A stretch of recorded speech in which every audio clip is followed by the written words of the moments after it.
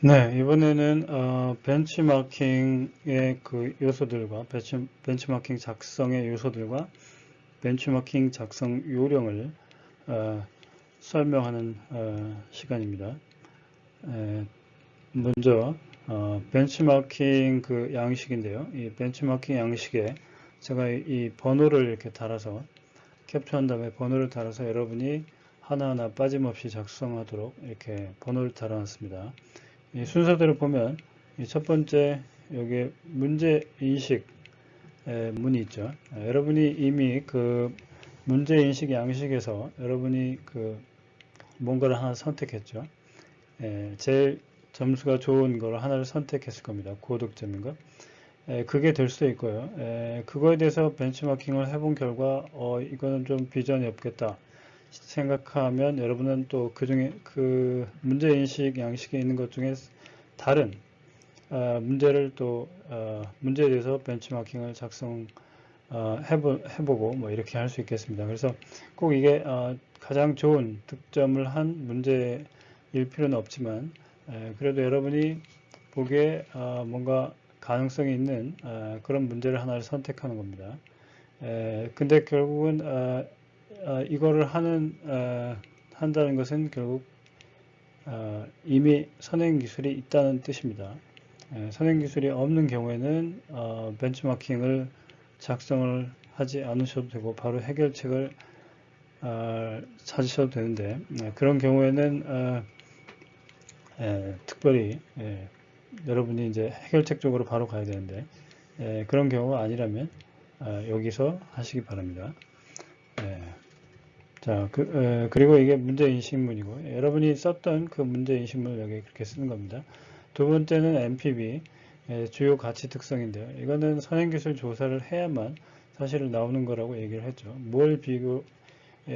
비교의 대상이 있을 때 얘들을 뭐 가지고 비교를 할 건지, 정확하게는, 그런 제품들이 있다면, 또는 그런 특허들이 있다면 그 중에 무엇을 쓰려고 할지, 뭐 이런 기준이 있죠. 누가 고객이 선택하도록 하는 그런 중요한 어떤 가치가 뭐냐 그거죠. 여기서는 그 LT 와이파이를 전환해서 파워를 줄이는 또는 뭐 그런 LT 와이파이 제어 시스템인데요. 여기 보면 이제 Operation Convenience 즉 사용의 편의성, 그 다음에 전력 소모, 그 다음에 연결성, 데이터의 연결성, 그 다음에 데이터 코스트의 전략, 그 다음에 그 위에 다른 추가적인 비용, 뭐 이런 것들을 여기에 MPB로 작성했습니다. 그렇게 그 MPB를 쓰고요. 세 번째로는 인용 발명 또는 그 대안 시스템에 대해서 쓰는 거죠.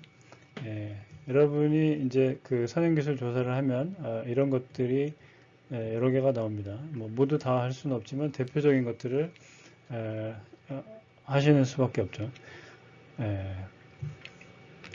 그 다음에 그 다음에 3번은 대안 시스템이고요. 4번은 뭘까요? 여기 인용 발명의 출처를 쓰라고 되어 있죠. 각 인용 발명이 어디에서 나왔는지 이렇게 출처를 쓰도록 그렇게 되어 있습니다. 그 다음에 뭐 특허면 특허 출원 번호라든지 뭐 그런 것들을 여기 쓰라는 거죠. 아니면 뭐 플레이스토어에서 무슨 키로 검색을 해서 뭐가 나왔는지 뭐 이런 것들, 앱의 이름이나 뭐 이런 것들을 여기다 쓰면 되겠죠. 그래서 4번이 인용 발명의 출처를 쓰는 거고요. 5번은 인용 발명들을 평가하는 겁니다. 이거를 이 점수들을 1번에서 10번 사이, 1에서 10 사이의 가격 그 점수로 먹이면 이 색깔이 바뀝니다. 여러분이 이 양식을 바꾸지 않아야 되는 이유는 여기 안에 이제 그 폼이 들어있으니까 여기 보면 이렇게 그 8.2는 이렇게 여기까지 나와 있고 6.3은 여기까지만 10.2는 여기까지 가 있죠. 이런 식으로 색깔과 그 다음에 이 색깔의 정도, 뭐 칠한 정도 이런 걸로 이렇게 이 그래피컬하게 표시를 하기 때문에 이거를 손대지 않고 평가를 하시기 바랍니다. 그리고 이렇게 평가를 하게 되면 평가한 결과 위닝 시스템이 나옵니다. 위닝 시스템 여기 나와 있는 그 동그라미 친 요게 위닝 시스템인데, 위닝 시스템이라는 것은 이 인용된 발명 또는 기존의 제품 중에서 제일 점수가 좋은 것, 그게 위닝 시스템이 됩니다. 그래서 위닝 시스템을 선정하게 되는 거죠. 이 평가를 하게 되면. 그 다음에는 마지막으로 골이 나옵니다. 골은 뭐냐? 이 위닝 시스템을 우리가 더 개선해서 더 나아지게 하고 싶다, 이제 그런 말이죠. 자, 이게 위닝 시스템인데, 위닝 시스템이 10점인 건 더 개선할 필요가 없죠. 이게 3점인데, 파워 컨섬션이 3 정도인데, 8 정도까지 나는 개선하겠다 이거죠. 그 다음에 커넥티비티는 거의 똑같고, 그 다음에 데이터 코스트 세이빙, 데이터 비용을 줄이겠다. 그 다음에 그 나머지는 거의 비슷하다. 그러니까 여기는 전력 소모 측면과 데이터 비용을 개선해서 기존에 있는 LTE 와이파이 시스템, 근데 여기 보면 LTE하고 와이파이를 항상 켜두는 거죠. 켜두는 그런 방식보다도 더 좋은 방식을 개발하겠다는 그런 겁니다. 여기서 말로 이렇게 써 있는데 연결성과 조작의 편의성을 유지하면서 이미 점수가 좋은 것 연결성과 조작의 편의성은 유지하면서 그대로 유지하면서 데이터의 비용과 데이터의 비용 측면과 그 다음에 전력 소모 측면에서 개선하는 LTE 와이파이 제어 시스템을 개발하겠다.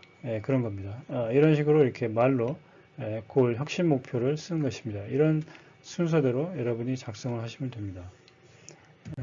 이 다음에는 이걸 좀 더 정리를 해서 써놨습니다. 좀 더 자세히 설명을 하면서. 첫 번째는 문제인식문을 쓰라는 건데요. 이거는 여러분이 이미 앞에서 문제인식 양식에서 나온 문제 중에 하나를, 여러분이 찾아낸 문제들 중에 하나를 선택해서 쓰는 겁니다. 이거는 쉬운 거고요. 그 다음에는 NPV를 작성해야 된다고 말씀드렸고, NPV는 고객이 구매를 할 수 있는 동기를 제공하는 것이어야 된다고 써있죠. 구매의 동기가 되도록 하는 것이 되어야 된다는 것이죠. 그래서 무슨 무슨 성질, 무슨 도, 무슨 그 개선도, 무슨 아니면 무슨 하여튼 그런 그 파워라면 뭐 전력 소모, 전력의 전력 정도, 하여튼 아니면 전력 사용 시간 이렇게 쓰는 게 더 나았겠죠. 숫자로 양으로 표시할 수 있으면 제일 좋은 거죠. 정량적이면 제일 좋은 겁니다. 그래서 정성적인 부분도 있지만 정량적으로 표시할 수 있도록 어차피 평가를 하려면 정량적으로 표시를 해야 되니까요. 정량적으로 표시할 수 있으면 더 좋습니다.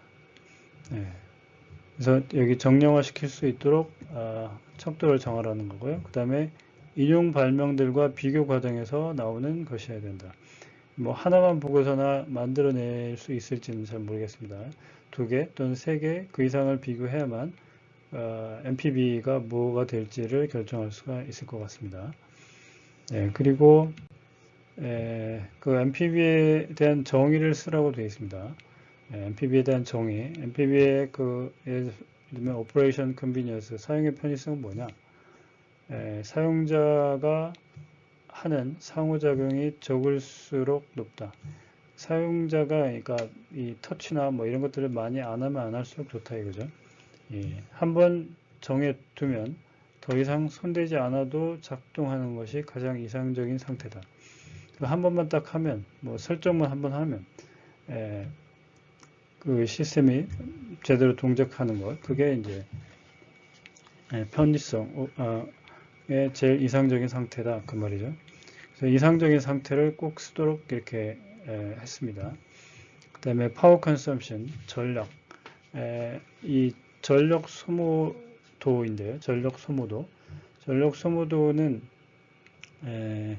LTE나 와이파이를 사용한 전력 소모가 적을수록 높다. 전력 소모도 측면에서는, 그러니까 전력 소모도라기보다는 전력도 뭐 이렇게 해야 맞겠지만, 하여튼 파워 컨섬션 측면에서 높은 점수를 얻으려면 전력 소모가 적어야 된다 그 말이죠.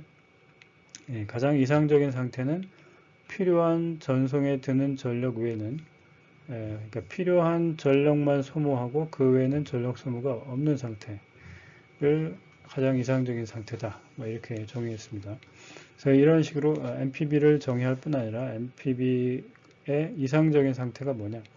여기는 지금 영어로 써놨는데 꼭 그렇게 쓸 필요는 없고요. 예, 뭐 여러분은 이거를 해서 사용의 편의성 이렇게 쓰시면 되고요. 파워 컨섬션 이것은 전원 전략도, 뭐 전략 정도 뭐 이런 식으로 쓰셔도 관계없습니다. 이거는 요 특별한 그 시스템의 경우에 말하는 거고요. 여러분은 여러분 나름대로의 MPB를 찾으셔야 되는 거죠. 네, 그 다음에 세 번째가 경쟁 대안 시스템 또는 인용 발명 들을 찾아내는 것입니다. 그러니까 비교의 대상이 되는 거죠. 그 벤치마킹에서 비교의 대상들을 찾아내서 쓴 것입니다. 이거는 그 벤치마킹에서 각 행을 차지하는 거죠. 각 행을 차지하는 것들입니다. 그래서 그 기존 것들 중에서 가장 그 혁신 목표와 가까운 가장 좋은 것을 우리가 나중에 위닝 시스템으로 정하게 됩니다. 그 다음에 인용 문헌과 인용 발명, 경쟁 시스템, 대안 시스템에 대해서 출처를 적으라고 되어 있죠. 출처. 여기도 나와 있지만 이 MPB 측면에서 여러분이 이 선행기술 조사를 해야만 나오는 거죠. 당연히 인용 문헌은 그 MPB 측면에서 심도 있는 조사를 꼭 해야 된다. 이런 내용이 있죠. 이 선행기술 조사를 그냥 원래 하던 대로가 아니라 깊이 있게 들여다 봐야 된다 이거죠. 여러분 그 선행기술 조사서 양식에 있는 것처럼 그 청구항별로 그 특징을 비교해 해보는 정도까지 해야 될 수 있습니다. 그래서 내용은 얼마 안 되는 것 같지만 이걸 채우기 위해서 상당히 노력을 하셔야 됩니다. 그 다음에 벤치마킹의 작성 요령 다섯 번째는 인용 발명들을 평가하는 겁니다. 당연히 MPB에 따라서 평가하고 1과 10 사이의 점수를 주는 것입니다. 이거 아까 말한 대로 양식을 변경하지 않고 그대로 사용하시기 바라고요. 그 다음에 MPB 측면에서 심도 있는 비교를 해야 된다는 거죠. 심도 있는 비교를 하려면 그 해당 문헌들과 깊이 있게 비교를 해야 됩니다. 그래서 여기가 제일 많은 시간이 걸릴 수도 있습니다. 그냥 그 숫자를 뚝뚝뚝뚝 쓸 수 있는 그런 게 아니라는 것을 지금 얘기하는 겁니다. 여기서 제일 시간이 많이 드는 부분일 수 있습니다. 그 다음에 6번은 위닝 시스템 또는 위닝 프로덕트를 선정하는 것입니다. 이거를 하게 되면 자연스럽게 가장 좋은 점수를 갖는 것이 선택이 되는 거죠. 그리고 혁신 목표를 설정하는 겁니다. 혁신 목표는 항상 모든 MPB 항목의 최고점을 차지하도록 작성합니다. 즉 위닝 시스템보다도 더 좋아야 되는 거니까요. 혁신 목표는 위닝 시스템을 개선해서 달성하고자 하는 시스템이다. 그죠? 그 위닝 시스템이 있고요. 여기에 혁신 목표가 있습니다. 혁신 목표가 이렇게 여기 높은 데 있습니다. 어떤 측면에서 높냐면 위닝 시스템의 MPB 중에서 MPB의 단점이라고 할 수 있는 것, 즉 좀 낮은 것들을 더 높은 MPB의 MPB 값으로 만들기 위한 그런 혁신이죠. 여기서 혁신이라고 하는 것은 이 차이를 이 델타 정도가 아니겠죠. 차이를 줄여가는 그런 것이 바로 이제 뭐가 되겠습니까? 혁신이 되겠죠. 이 혁신 목표를 설정하는 것입니다. 네. 그 다음에 위닝 상품에서 혁신 목표로 가는 것이 바로 이제 그 다음에 우리가 해야 될 일, 다음 주에 해야 될 일들인데요. 차이가 나는 MPB들이 존재합니다. MPB에서 위닝 시스템과 그 혁신 목표 사이에서 MPB의 어떤 부분들에서 차이가 나고 그것들의 원인이 뭔지를 파악하는 게 이제 원인 분석에 해당하는 겁니다. 예를 들면 원가의 차이가 왜 생겼느냐, 기타 다른 장단점 차이에서 뭐가 생겼느냐, 왜 전력 소모가 많느냐, 뭐 이런 것들, 그런 것들이 그 원인 분석에 해당합니다. 원인 분석을 하게 되면 그 다음에 뭘 할 수 있습니까? 그 원인을 알면 그거에 대한 우리가 해결책도 생각할 수가 있죠. 그래서 다음 주에는 이 원인 분석과 해결책을 찾는 그런 부분까지 하도록 해보겠습니다. 그래서 마지막으로 팀 과제는 여전히 이제 그 문제 인식 양식이 여러분이 이제 이미 있는 상태죠. 거기에다가 이 벤치마킹 시트를 추가하는 겁니다. 시트 하나를 추가하는 것입니다. 팀 과제는. 근데 이미 있는 문제 인식 그 시트를 버리는 게 아닙니다. 그 시트는 그대로 두고 거기에다가 벤치마킹 시트 이제 새롭게 올라가는 양식이 있는데 거기에 벤치마킹 시트를 여러분이 복사를 해서 여러분이 거기다 작성을 하시면 되는 겁니다. 그래서 거기에는 앞에 이미 설명한 대로 인식된 문제들에 대한 인용 발명, 비교 상품 부분이 있고요. 이게 이제 벤치마킹의 행을 차지하는 것들이고, 그다음에 MPB가 있고요. 이거는 열을 차지하는 것들이고요. 실제로 벤치마킹을 수행하게 되면 위닝 시스템이 설정이 되고, 그 다음에 혁신 목표를 설정하게 되는 거죠. 여기까지 하는 게 이번 주의 그 팀 과제가 되겠습니다.